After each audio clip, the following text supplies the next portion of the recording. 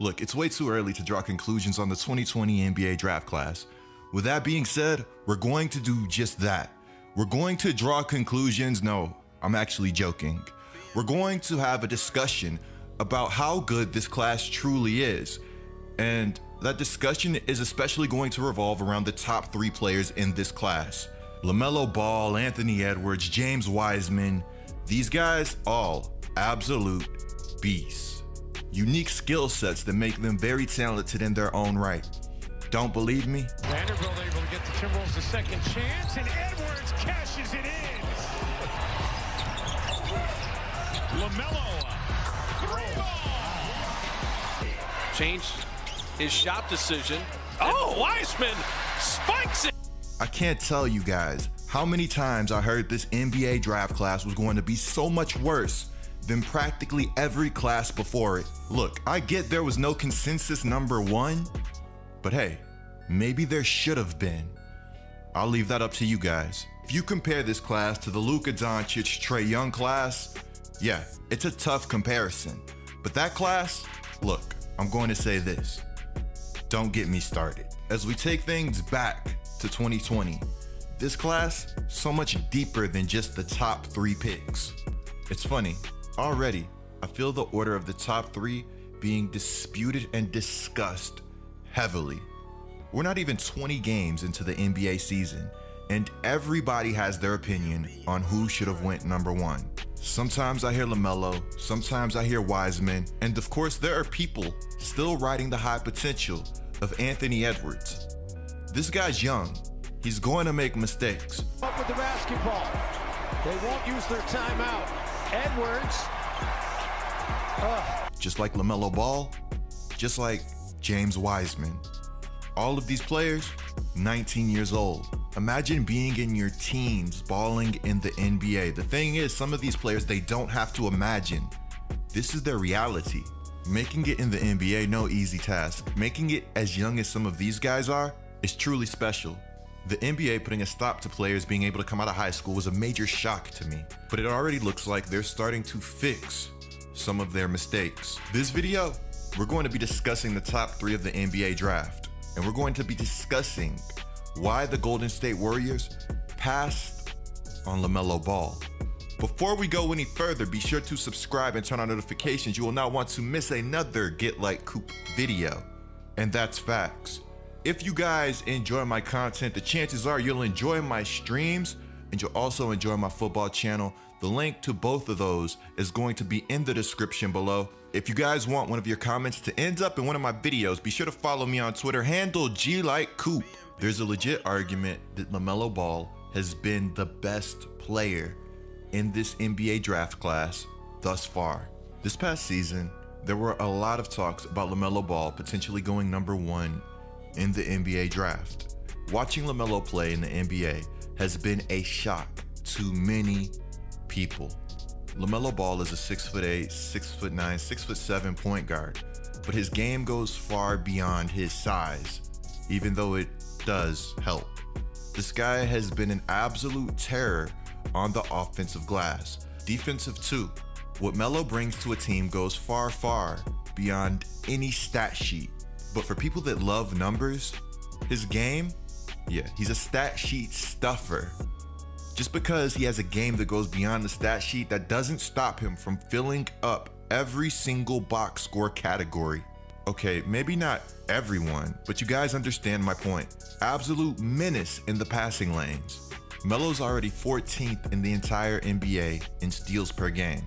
That's good enough for number 1 among all rookies that have played over 5 games. Random, but shout out to Larry Nance Jr. for coming away with 2.4 steals per game. That's really tough to do. Melo's also averaging more rebounds per game than James Wiseman.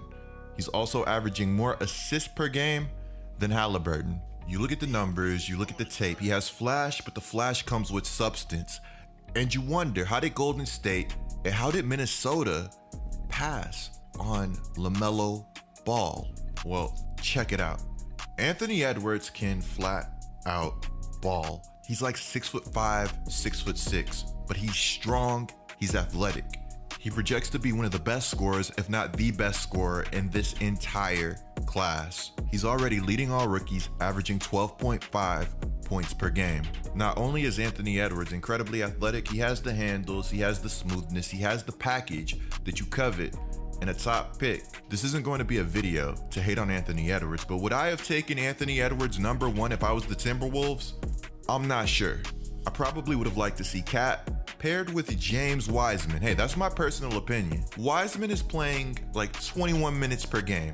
He's already averaging 1.6 blocks per game. I understand Cat has major defensive potential on the interior, but let's get Cat some help. The Minnesota Timberwolves are allowing 54.7 points per game in the paint. That's the most in the entire NBA. Everybody's always in a rush to find the next best guard. I think a team with two dynamic bigs could be absolutely terrifying. We only got to see a glimpse of what Anthony Davis and DeMarcus Cousins were capable of doing in New Orleans. To this day, I still believe they would have got a championship, or they would have came close. This team was like 4th or 5th in the Western Conference and rising. Does anybody remember how hot the Rockets were when the Pelicans took them down? Yeah. Number 1 and 2 on the NBA rookie ladder are LaMelo Ball and James Wiseman. Number 3, Tyrese Halliburton. Absolute bucket, great passer, impact player on defense. You love to see it. Number 4, my boy AE. Coming into the 2020 NBA draft, I thought Wiseman's best fit was easily Golden State. Playing alongside Stephen Curry, Draymond Green, Klay Thompson. For a big, you're going to love that. All of these players, really good, really high IQ, and defenses have to respect their game. Even Draymond. If you guys don't know what Draymond brings to this team offensively at this point, I really don't know what to tell you.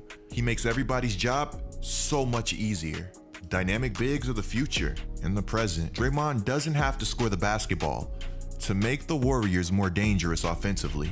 He picks his spots well, and most importantly, he knows where Steph is at all times. You guys think I'm joking, but it's important to know where your shooters are on the basketball floor. Speaking of dynamic bigs, Wiseman is 7'1" and does things like this. Reportedly, the Warriors had LAMELO as the most talented player in this class, but from a fit standpoint, they thought they had to go with James Wiseman. Marcus Thompson says fit always matters. It's a lie to think it doesn't, but I think fit had less to do with system and more to do with you have an $80 million backcourt, so why draft a backup guard? Also, most talented doesn't always equal best player. Many factors go into it. The thing is, I think he's right. I think fit is such an underrated part of the NBA draft, and it's so overlooked. You could go to the wrong situation to start your career, and boom, career ruined. If you ask me, it's hard to be mad at Melo, Wiseman, or Anthony Edwards. If we redrafted today, I want to know who you guys are taking 1, 2, and 3. At the end of the day, I think we're looking at players with all NBA potential. Clicking the video on the screen right now is a great way to support my channel. I'm Get Like Coop, bringing you guys the scoop until our next upload.